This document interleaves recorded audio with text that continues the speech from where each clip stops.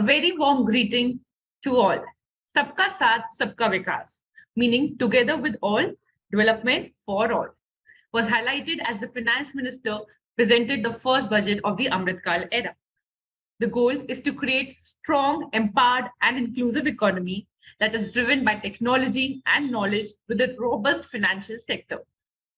The highlights of the budget included green growth, bridging the last mile, and inclusive development.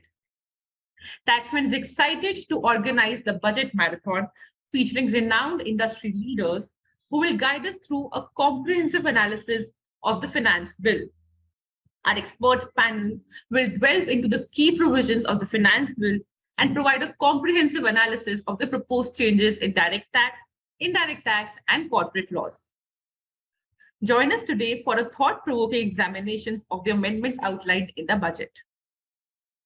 As your moderator today, I, CA Ridhima Bhatia from Taxmann's Advisory and Research Department, welcome you.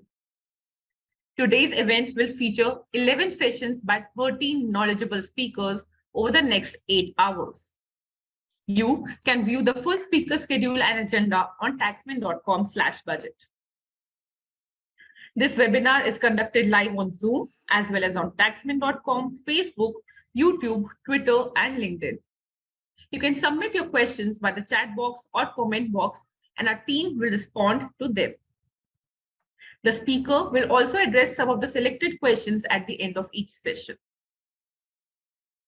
So we are now starting the budget marathon with direct tax laws, which have amendments to over 100 provisions. Please join me in welcoming our first speaker for today, Mr. Mukesh Patel, an eminent international tax expert and champion for taxpayer education, enjoying 46 years of experience as a veteran in the legal profession. He has served as a member on the Justice ESAR Committee for Simplification of Income Tax Act and as an expert of the task force for drafting new income tax law. He will share his insights on the overview of Budget 2023. I would like to hand over the session to Mr. Patel without any further delay. Welcome, sir. Thank you, Ridhima. Can you please put me on the full screen? Yeah. Thank you.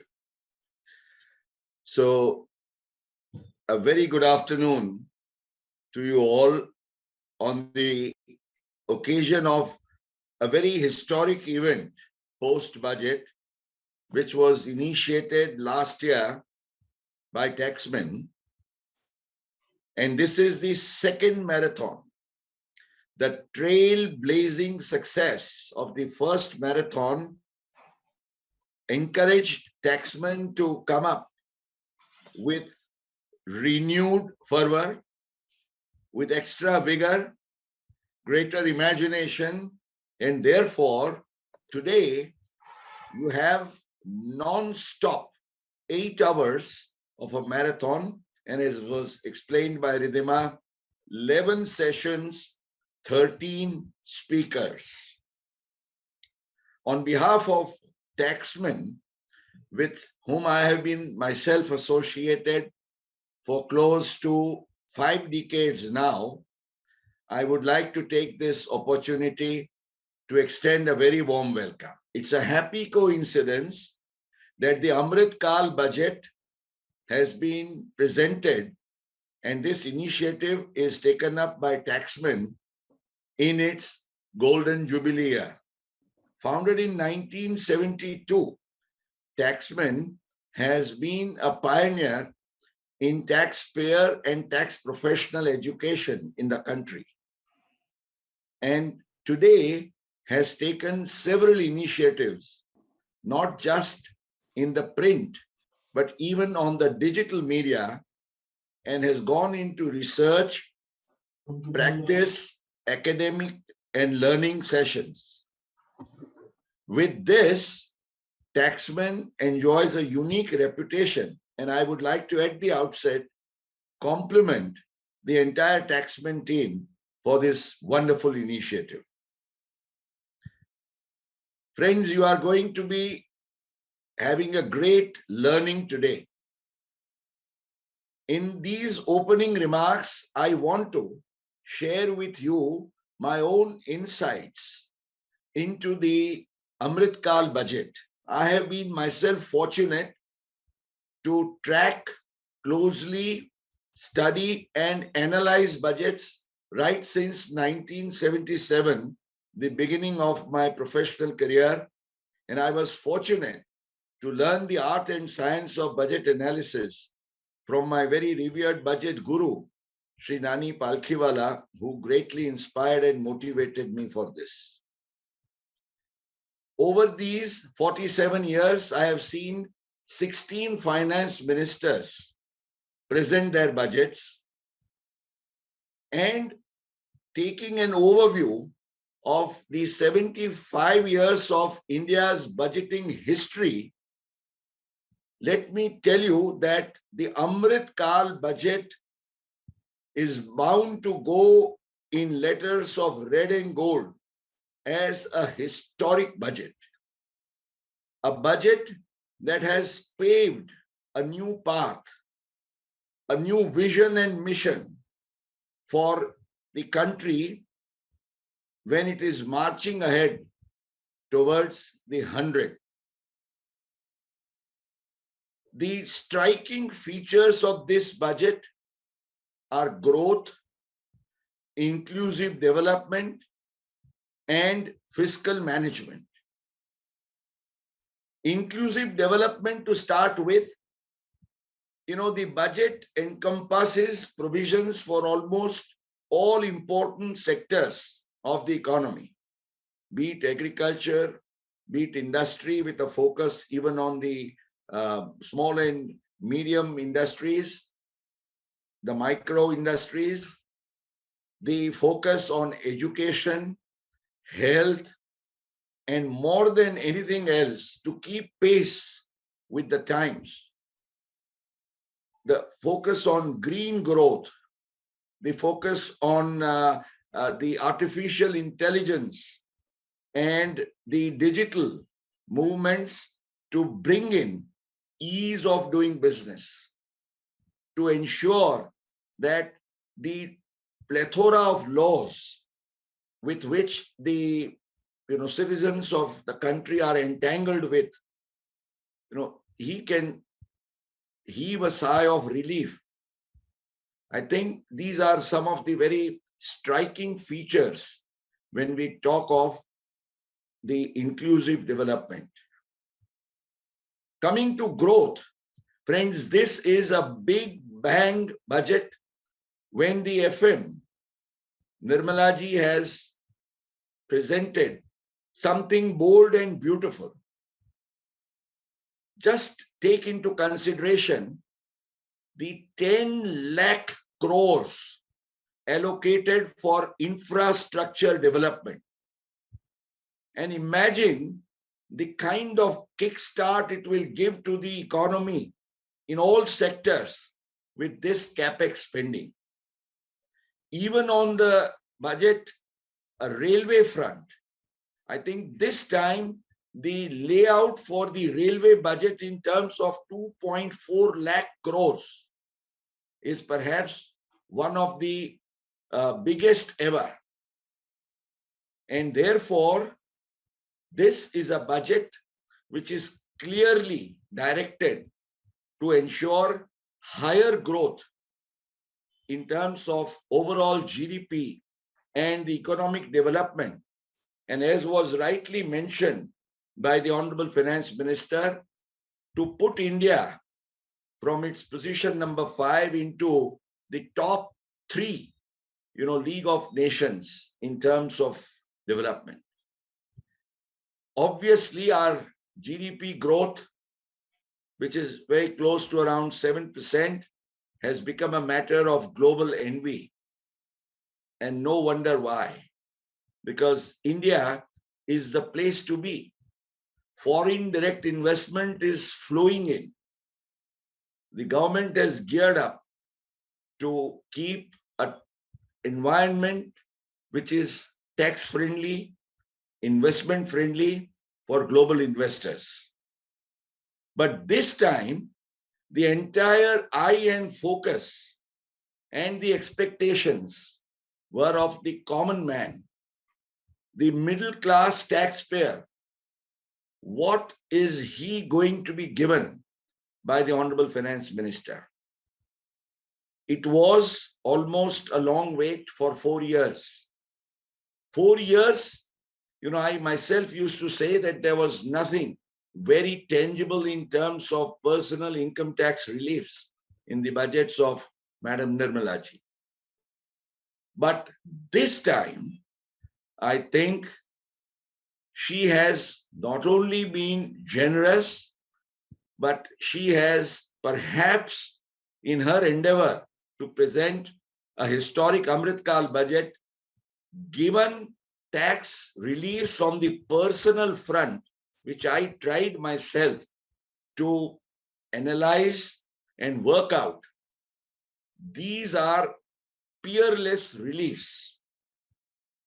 In India's budgeting history of 75 years, if there have been only 2 budgets which have given a double-digit tax relief as compared to the preceding year's tax relief, the only 2 budgets which focus for this purpose, one is what we know historically 14 years ago of 2008, Mr. Chidambaram's budget of 2008.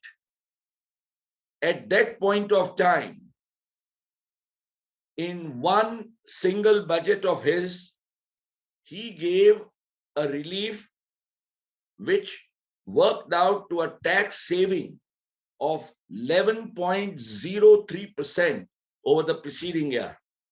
I remember in FY 2007-8, if I were to just give a comparative example with an illustration, on taxable income of 15 lakhs, the income tax was around 4 lakhs and 52,000.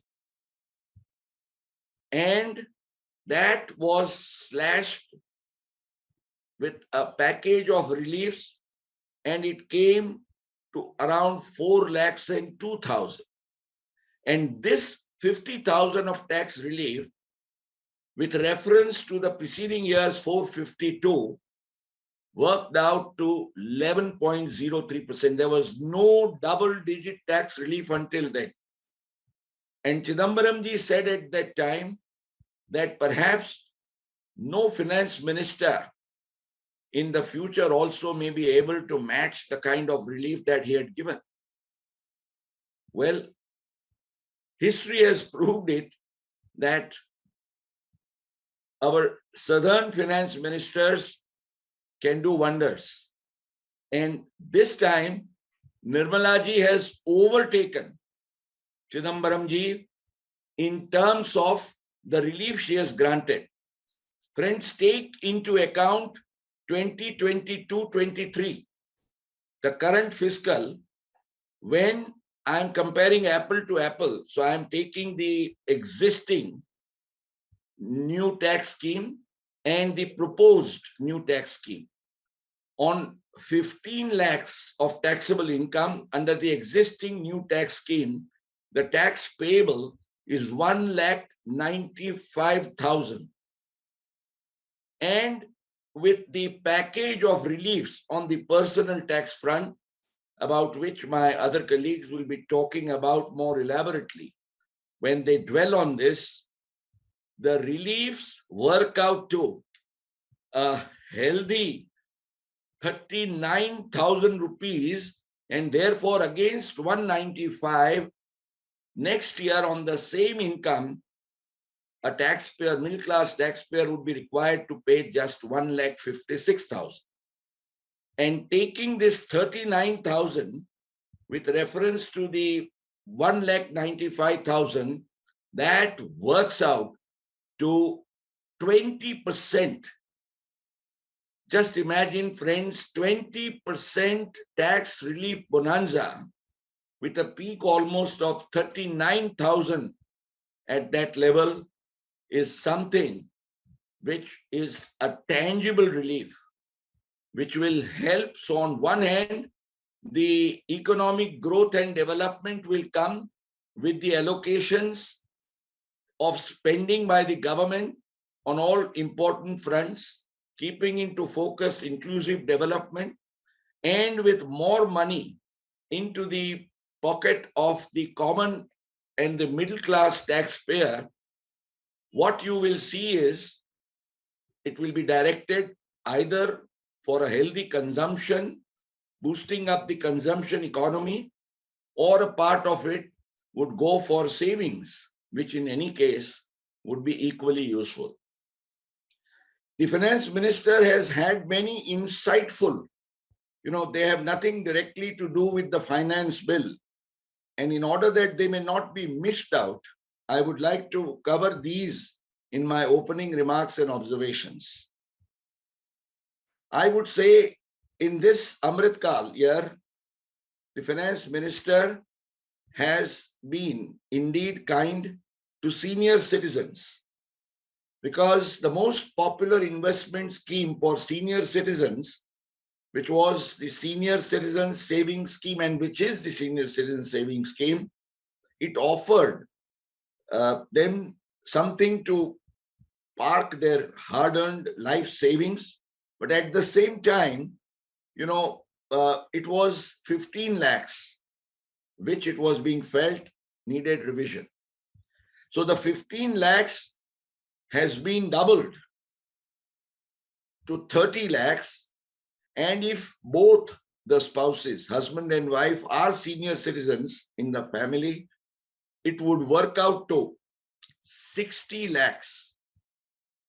60 lakhs of investment that can be made at the prescribed higher rate of interest, which is currently 8%, would mean that the senior citizen family couple would get annual income of 4,80,000, which is almost 40,000 rupees a month.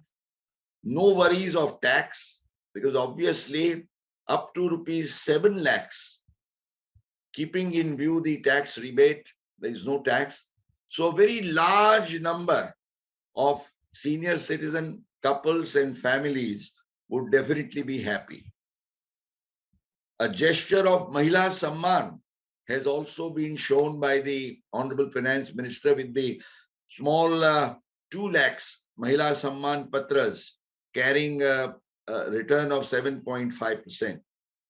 I was only wondering if this could have been a little more in terms of the possible limit of investment. But nonetheless, as a gesture that has been made, this is something indeed welcome.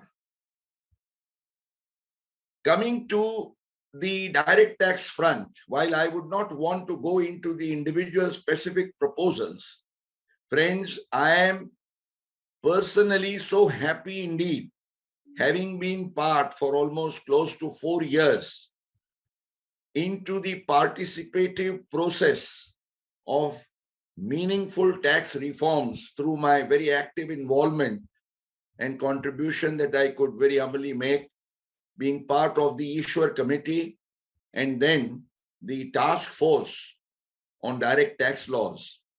I think some of the wonderful changes that were initiated around the time we were trying to push through, making the life of taxpayers easy for business and industry, enabling them to enjoy the ease of doing business. Even this budget itself contains a series of measures which are aimed at ease of doing business. But I think two things that have happened over the past few years. One is in terms of taxpayer compliance, as the Honorable Finance Minister herself quoted the figures, the CPC at Bengaluru has equipped itself with such efficiency and strength that in a single year, almost 6.5 crore returns were processed. And it was perhaps a great record that in a single day, 72 lakh ITRs could be accepted without any glitch.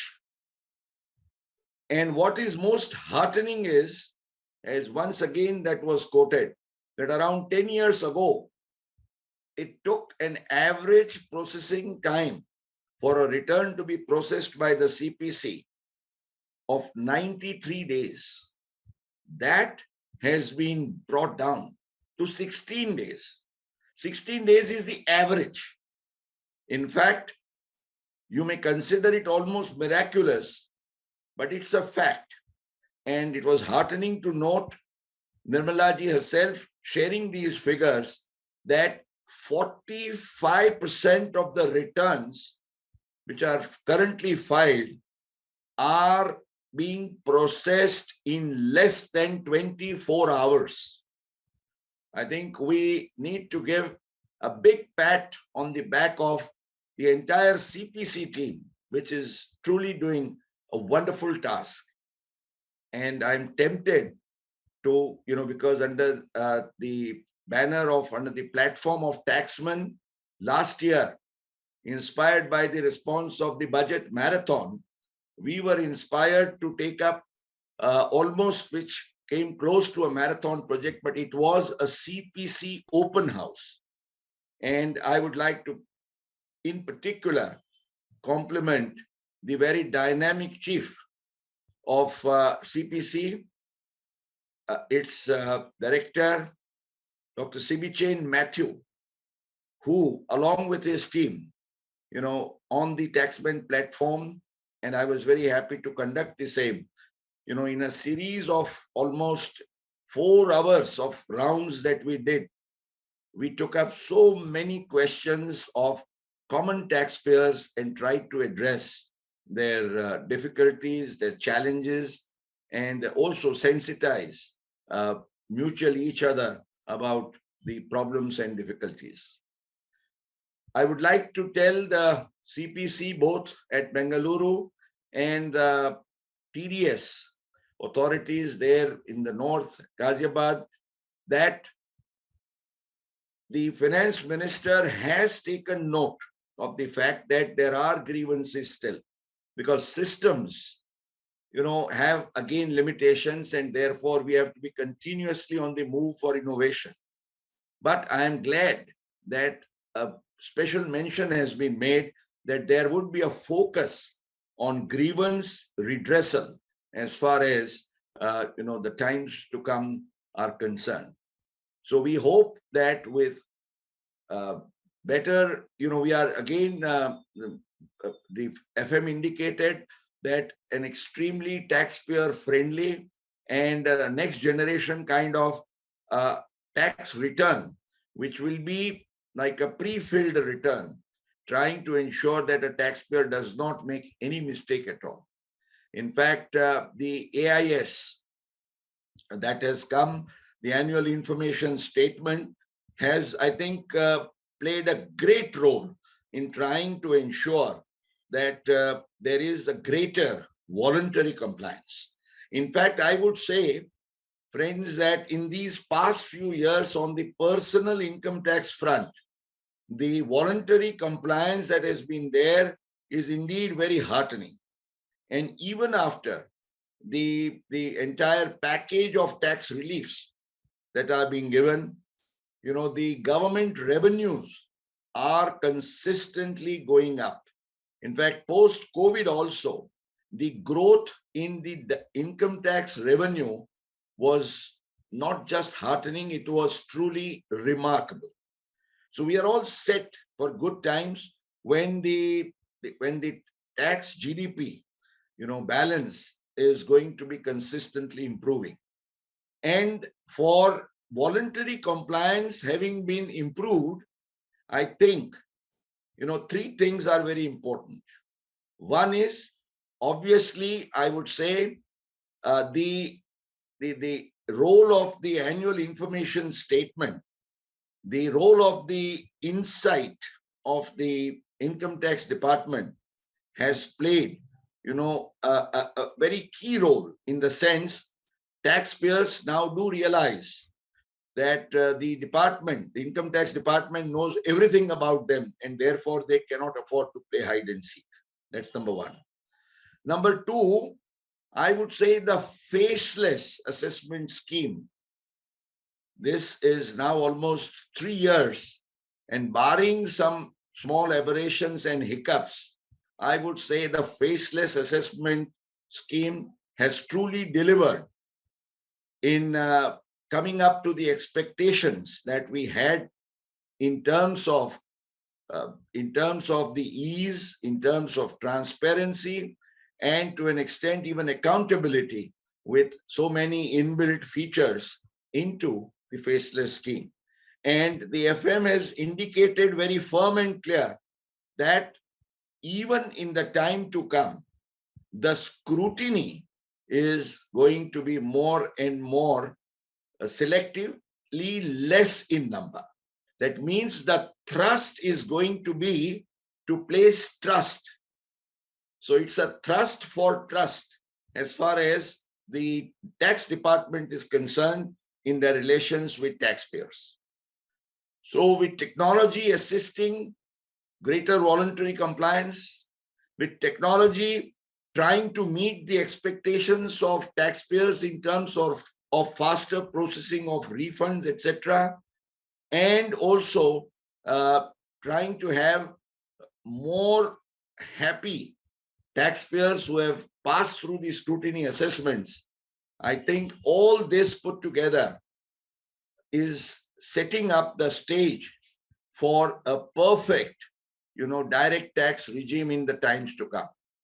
Of course, there are so many other things we need to achieve, but I would in particular like to also compliment the tax. It's not easy for the FM to be bold enough to say that, okay, while in the budget that I am giving relief to the middle class, I am equally giving something which is due to the high net worth individuals, to those taxpayers showing income above 5 crores, who perhaps were very justified in saying that there was no need for inflicting a 37% surcharge because we were giving out wrong signals. So this is again a landmark budget which is capping the maximum personal tax rate to 39% with the return of surcharge from 37% to a maximum of 25%.